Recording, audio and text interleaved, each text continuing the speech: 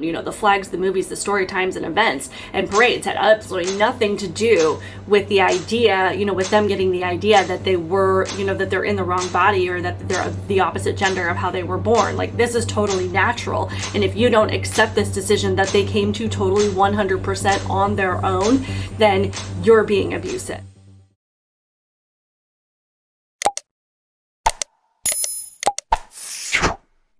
Welcome to my channel, Outspoken Samantha. If you are new here, welcome. Be sure to hit that subscribe button.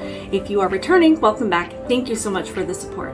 On my channel, I like to give my opinion and perspective on things that are happening today, issues that I think actually matter to everyday people, especially those of us that are trying to raise kids in the insanity known as today's society. We are not CEOs of big corporations, we are not part of the mainstream media, and we do not live in the Hollywood bubble.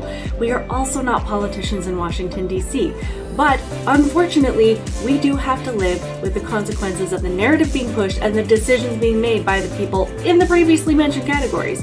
If you feel like that describes you and you know exactly what I'm talking about, please like this video, leave a comment below, and also share it. Also, be sure to subscribe. All of these things help me to grow my channel and to hopefully reach more people that value logic, reason, and sanity. Also, be sure to find me on Rumble under Outspoken Samantha in the event that YouTube decides I have violated their community standards and chooses to kick me off their platform forever. That being said, let's get into today's topic. So I'm sure that a lot of you have probably had conversations with, you know, kind of the older generation, people whose kids are grown and their grandparents, and, you know, their kids are at least of age where they're out of the public education system, and they're telling you, you know, I am so glad that I don't have to raise kids in today's day and age, that I don't have to deal with the things that parents have to deal with, and just this ongoing battle between parents and activist teachers and activist school boards and government trying to get in there and tell you how to raise your kids. They're like, I'm so glad I don't have to deal with that. And you know, a lot of times I wish that we didn't have to deal with it either, but this is the place that we're in. So the best thing that we can do is know what's going on out there, be aware of it, be looking for it, and not get comfortable, even if you happen to be in a school district that's more conservative, or, you know, that really does focus on education. You know, like, I know that's just mind-blowing these days, but if you happen to be in a place that, you know, hasn't been completely overrun with, you know, gender ideology and all of these things being pushed into the classroom, you know, that we still can't get comfortable. We still can't sit back and just think that everything is okay and that we're not going to be affected by this. So the most important thing that we can do is really just know what's going on. And, you know, whether it be in a school district that's across the country, in another state, you know, because what you see happening in other states at some point is going to end up in your area, and you need to know what it is and what's happening, and just, you know, be prepared for it. So, So the kind of this big story of, you know, the last few days that just absolutely has me scratching my head, and I'm just like, how did we get here? How did we get here?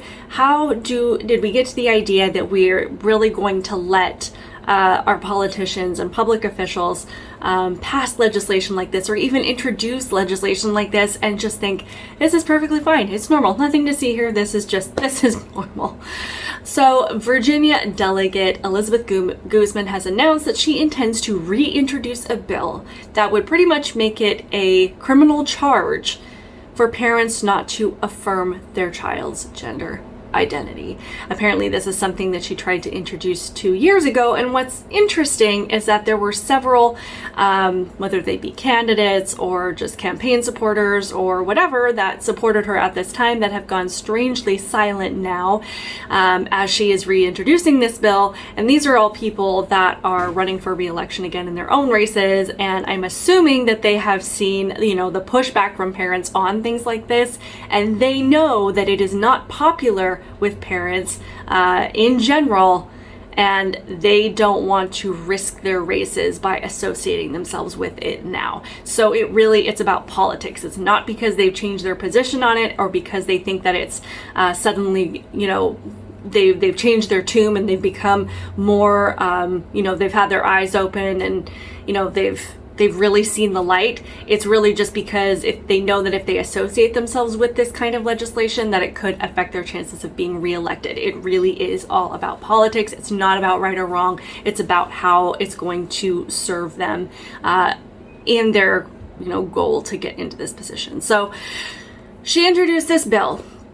And it says, Guzman explains, if her bill's adopted, Virginia parents could face a misdemeanor or felony charge if they do not affirm their child's sexual orientation or gender identity. She says this could also impact parents' employment and education. So something that I like to remind people constantly is, just because the news puts something out there, like they talk about a bill, we saw it with the Don't Say Gay bill, go in and read the bill. What does the bill actually say? Because we know the media gets a lot of things wrong. They pretty much get everything wrong. So I wanted to maybe try and give her the benefit of the doubt, and maybe the media was misrepresenting something. So I did go in and read the bill. In reading the bill, it talks about things about that we, at least most of us, still consider actual abuse, like physical harm or having drugs in the home, in the presence of your children, all of these things that at least in this moment we all agree are still considered child abuse. And so these are all things that are still in the bill that are considered abuse. It also then expands the state's definition of child abuse and neglect to include parents who do not affirm their child's preferred gender identity or sexual orientation. Actual text from the bill says, abused or neglected child means any child less than 18 years of age whose parents or other person responsible for his care creates or inflicts, threatens to create or inflict, or allows to be created or inflicted upon such child a physical or mental injury on the basis of the child's gender identity or sexual orientation. And then in the news interview, this is what she said. Would be considered a CPS, a Child Protective Services charge. And what could the penalties be if, the investigation concludes and it's concluded that a parent is not affirming of their LGBTQ child? What could the consequences be? Well, we first have to have an investigation, and before we make the determination that there is going to be a CPS charge, depending on the type of abuse, and this is for all abuse, not only LGBTQ, it could be a felony, it could be a misdemeanor, but we know that a CPS charge could harm, your employment, could harm your education, because nowadays many people have those, they do a CPS database search before offering employment. However, there's an investigation. It's not something that happens overnight. There are too many people involved before we come up with that decision. So I've given you the exact text from the bill. I've shown you what she said in her interview. So I happened to find a Twitter thread of Guzman trying to insist that the bill was misrepresented, even though we've just, heard the bill text and we've heard her interview, so we have that to go on. She says the 2020 bill was a child safety bill that would have simply protected children from physical or mental injury on the basis of the child's gender or identity or sexual orientation.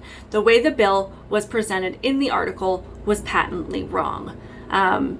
I've read several articles. They all essentially kind of say the same thing. And I think it's interesting that she's saying the media is misrepresenting this bill, admitting that sometimes the media does misrepresent bills. Maybe the Don't Say Gay bill, maybe the Inflation Reduction Act, maybe all of these other things that they tend to twist and spin to tell us that it means one thing, hoping and praying that we don't actually go in and read the bill when it actually means something completely different. So as we can hear in the interview, the interviewer does ask her, what would the penalties be if this investigation happens and the conclusion is that this parent did not affirm their LGBTQ child, what would the consequences be?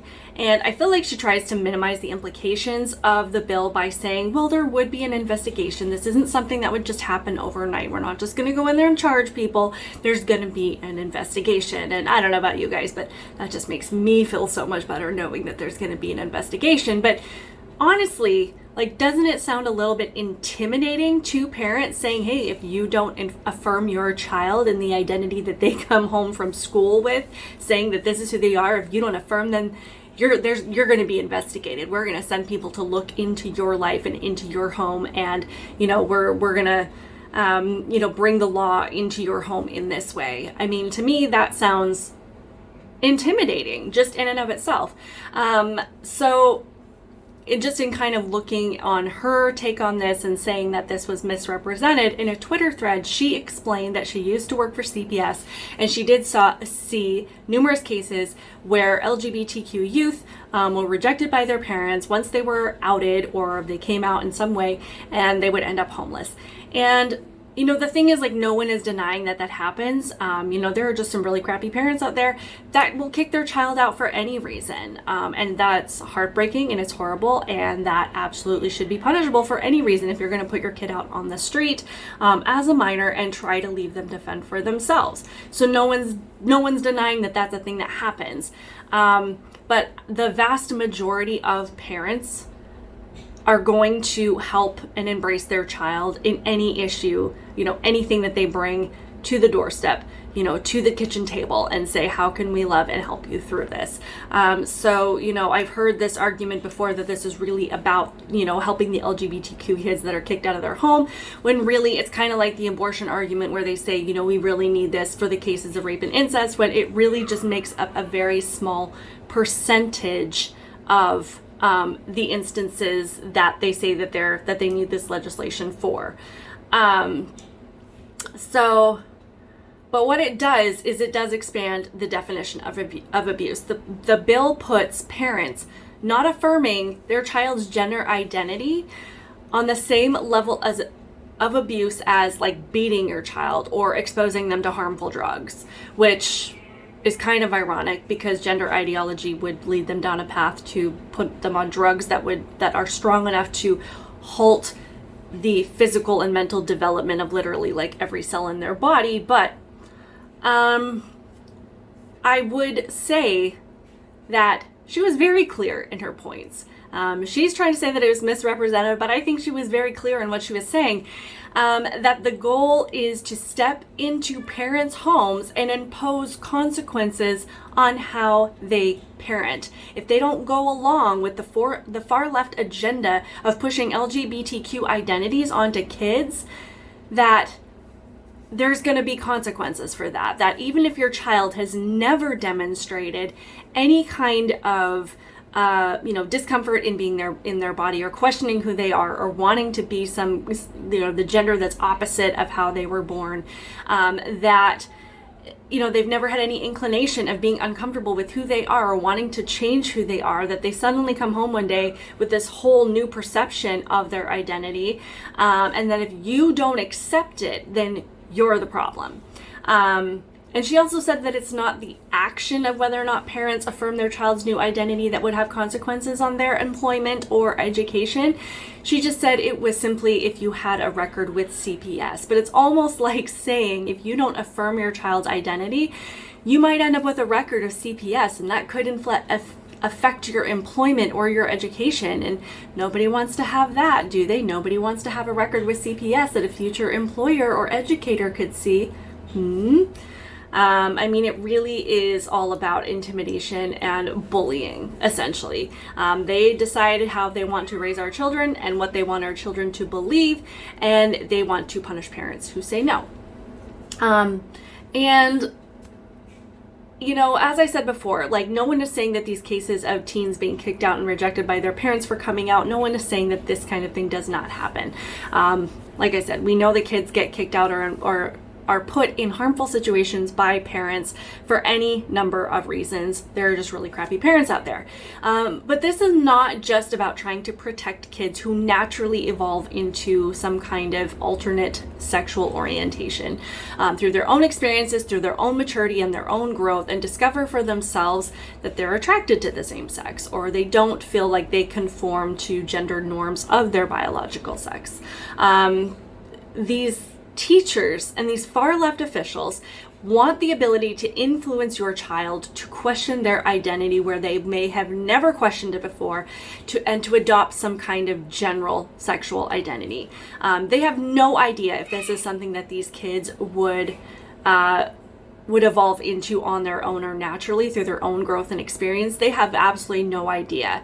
But what they want to do is pile a bunch of books and flags and activities and do everything they can to push this belief system onto your child when they're the most vulnerable and impressionable, and do everything they can to undermine you as a parent, and then say, well, this is clearly your child's independent choice that they came to all on their own. I mean, your child didn't have this inclination before, and we read them books about their gender identity, and we put up flags in the classroom, and I talked to them about their pronouns, and then we had a parade, and then we had a drag queen story hour, and then we sat around and talked about, all of our feelings about all the people that we're attracted to. But we had nothing to do with it. This was, your child all on its own. The flags, the movies, the story times and events and parades had absolutely nothing to do with the idea, with them getting the idea that they were, that they're in the wrong body, or that they're the opposite gender of how they were born. Like, this is totally natural. And if you don't accept this decision that they came to totally 100% on their own, then you're being abusive. If this were just about kids that came to this conclusion about their identity on their own, there would be offering tools and resources to simply help those kids once they got there on their own, saying, hey, if you need extra help and support, or if you need someone to talk to, or if you need, a friend, you're not alone, if we want to have some resources where we can kind of help your family come together on this, those are the kind of things that they could and would be offering. They absolutely have the power to do that.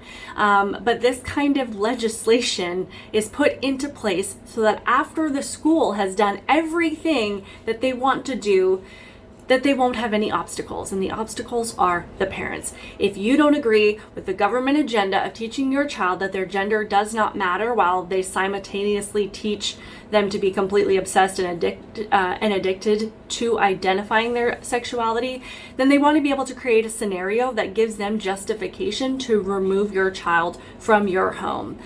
Because while the left has expanded the definition of abuse, they have also expanded the definition of words like unsafe. Schools have been using things labeled as mental health or SEL initiatives, and SEL stands for social emotional learning. So if you see anything in your child's classroom that falls under that umbrella, or they start using that term, run. But they use this umbrella term of mental health or SEL learning to redefine words like safe and abuse and unsafe, to set the stage for separating kids from their families. Safe, the word safe now means a child must be affirmed. If you, the parents, disagree on a single word of the LGBTQ curriculum, if there's one thing that you don't like, or that you are not so sure that you want your child learning about, whether it be like sexually explicit material in your child's classroom, which they have now called book burning. They call it book burning if you don't want your child to be reading porn essentially in the classroom. If you don't necessarily want your 6-year-old sitting down and reading books about gender identity, or participating in drag queen story hours, or any of these other things that they determine that your child needs to be learning about, if you disagree with one word of that, then you are unsafe. Your child is being abused by you. And alternatively, the school and the school staff are now the safe place. School counselors implement systems of support programs, and by support, they mean to influence your child further down the road, down the leftist curriculum of sexual and political indoctrination. And this is how your child is pushed along down a path towards, changing their pronouns and changing their wardrobe, and then getting on puberty blockers, and then taking hormone injections, and then, who knows what else. While counselors, teachers, and social workers are trained to stonewall parents and create a case for parents and families being unsafe, while the school is safe, the safe place. It's far left activists like Elizabeth Guzman who continue to spread the idea that the public school system and government officials like her have more interest in the well-being of your child than you do.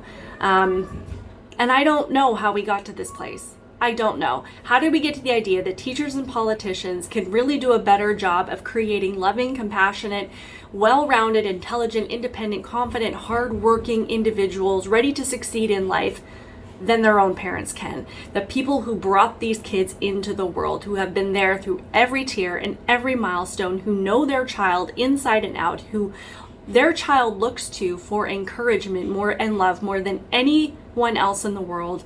Where did we get the idea that these activists and politicians can do a better job than you can, and that the reason they want so much access to your child is because they really do care about these children becoming confident, secure, thriving, and loving human beings? Or is the agenda, is it because when someone wants power, it's easier to control people who aren't confident, who aren't secure, who aren't thriving, and who have been told from the time that they are young to only think about their gender identity, to think about their sexual orientation, setting the expectation of how everybody in the world needs to treat them, and that if the world doesn't respond to them in these specific ways, that they are a victim, that they are helpless, that they are incapable of overcoming this challenge because of how the world perceives them. And this kind of bill that expands the word abuse sets the path towards laws such as Senate Bill 107 in California, Prop 3 in Michigan, and Chapter 117 in, I think it's Maine, which allows minors to have abortions, to get hormones and puberty blockers and surgeries without parental consent. And not just that, but to dissolve the parental rights altogether. To say that if you come into this state and you're a child that wants puberty blockers and hormones and surgery, you have the right to do that, and we are dissolving your parental rights to be involved.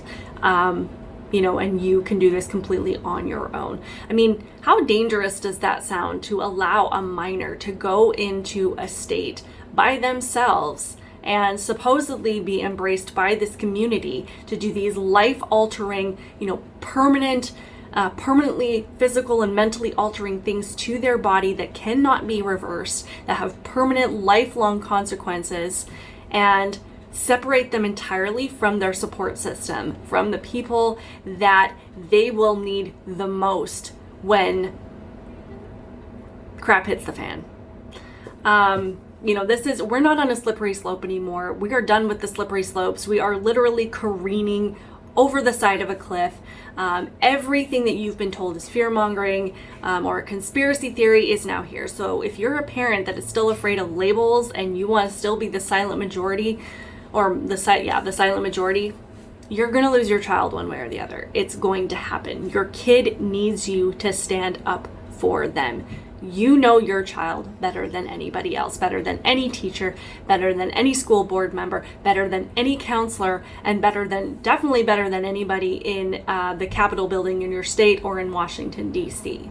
Yes, we want to protect kids that are in harmful situations, that are in truly harmful situations, and we want to rally around them and help them and love them and make sure that they come out on the other side better and stronger.